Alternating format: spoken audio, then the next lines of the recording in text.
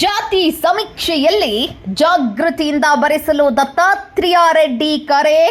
ಜಾತಿ ಕಾಲಂನಲ್ಲಿ ಕೋಲಿ ಕಬ್ಬಲಿಗ ಜಾತಿಯನ್ನೇ ಬರೆಸುವಂತೆ ಮನವಿ.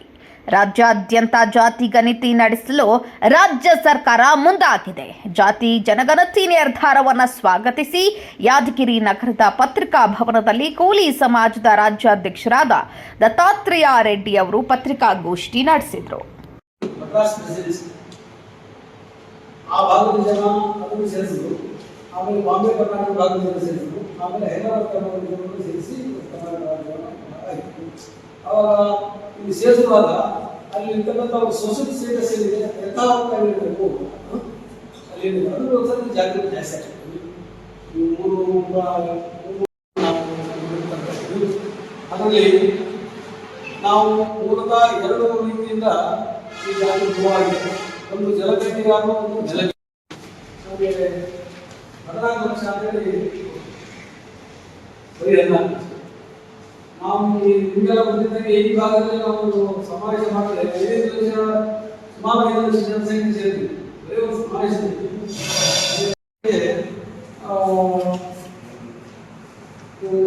ಬೆಸ್ತರು ಅಂಬಿಗರು ಗುಂಡೆ ಬೆಸ್ತ ನಾಚಿ ಮುರುಗಾರಿದ್ದಾರೆ, ಕಬ್ಬೇರಿದ್ದಾರೆ, ಕಬ್ಬಲಿಗಳಿದ್ದಾರೆ, ಕೋಲಿ ಇದೆ.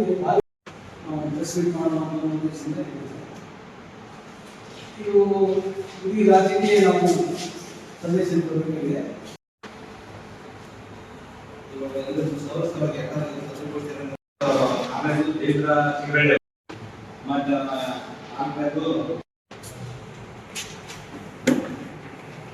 ಎಲ್ಲರಿಗೂ ನಮಸ್ಕಾರ.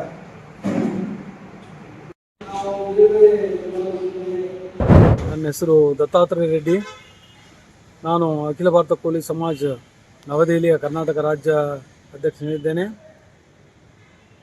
ಈಗ ಕರ್ನಾಟಕದಲ್ಲಿ ಹಿಂದುಳಿದ ಆಯೋಗ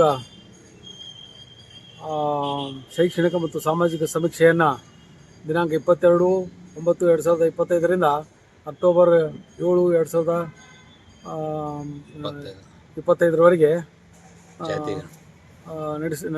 ನಡೆಸ್ತಾ ಇದೆ.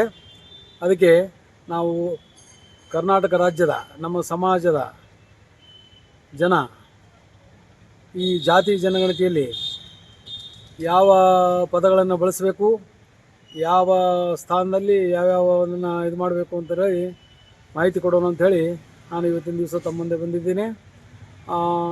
ಕಾಲಮ್ ನಂಬರ್ 9ರಲ್ಲಿ ಇಡೀ ಕರ್ನಾಟಕ ರಾಜ್ಯದಲ್ಲಿ ನಾವು ಕಬ್ಬಲಿಗ, ಕೋಲಿ ಮತ್ತು ಬೆಸ್ತ ಆಯಾ ಭಾಗದಲ್ಲಿ ಇರ್ತಕ್ಕಂಥ ಪ್ರಚಲಿತ ಇರ್ತಕ್ಕಂಥ ಮೂಲ ಜಾತಿ ಎಂದೇಳಿ ನಮೂದಿಸಬೇಕು.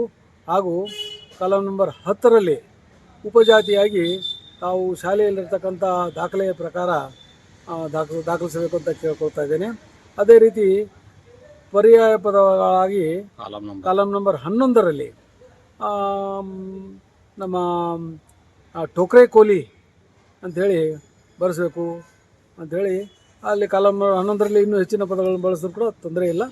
ಬಟ್ 9ರಲ್ಲಿ ಮತ್ತು 10ರಲ್ಲಿ ಒಂದೊಂದೇ ಪದವನ್ನು ಬಳಸಬೇಕು. ಮತ್ತು ವೀಕ್ಷಕರು ನಿಮ್ಮಲ್ಲಿ ಬಂದಾಗ ಅವರಿಗೆ ಸಹಕರಿಸಬೇಕು. ಅವರಿಗೆ ಆಧಾರ್ ಕಾರ್ಡು ಮತ್ತು ರೇಷನ್ ಕಾರ್ಡು, ಆಮೇಲೆ ಕ್ಯಾಸ್ಟ್ ಸರ್ಟಿಫಿಕೇಟ್ ಇದ್ದರೆ ಆ ಕ್ಯಾಸ್ಟ್ ಸರ್ಟಿಫಿಕೇಟ್ ಪ್ರೊಡ್ಯೂಸ್ ಮಾಡಬೇಕು. ಆಮೇಲೆ ನಿಮ್ಮಲ್ಲಿ ಕುಟುಂಬದ ಎಲ್ಲ ಸದಸ್ಯರ ಮಾಹಿತಿ ನೀಡಬೇಕು. ಅದು ಮೊಬೈಲ್ ಫೋನ್ ಅಟ್ಯಾಚ್ ಆಗಿರಬೇಕು ಆಧಾರ್ ಕಾರ್ಡ್ಗೆ. ಅದು OTP ಬರುತ್ತೆ, OTP ಹೇಳಬೇಕು. ಅಥವಾ ಯಾರ ಒಂದು ಫೋನಿಗೆ OTP ಇರುತ್ತೋ ಅವರಿಗೆ ತಕ್ಷಣ ಫೋನ್ ಮಾಡಿ ಕೇಳಿಕೊಂಡು ಆ OTPಯನ್ನು ಅವರಿಗೆ ಕೊಡಬೇಕಾಗುತ್ತೆ. ಮತ್ತು ನಿಮ್ಮ ಕುಲಕಸಬು ಮತ್ತು ನೀವು ತರಬೇತಿ ಪಡೆಯಲು ಇಚ್ಛಿಸಿದರೆ ಯಾವುದಾದ್ರು ಅದನ್ನು ಕೂಡ ಮಾಹಿತಿ ಕೊಡಬೇಕಾಗುತ್ತೆ. ಈ ರೀತಿ ಅನೇಕ ಮಾಹಿತಿಗಳನ್ನು ಕೇಳ್ತಾರೆ. ಸುಮಾರು 60 ಪ್ರಶ್ನೆಗಳಿದ್ದಾವೆ. ಅದಕ್ಕೆಲ್ಲ ಕೂಡ ಉತ್ತರಿಸಿ ನಮ್ಮ ಸಮಾಜದ ಒಂದು ಒಗ್ಗಟ್ಟು ಮತ್ತು ಆಮೇಲೆ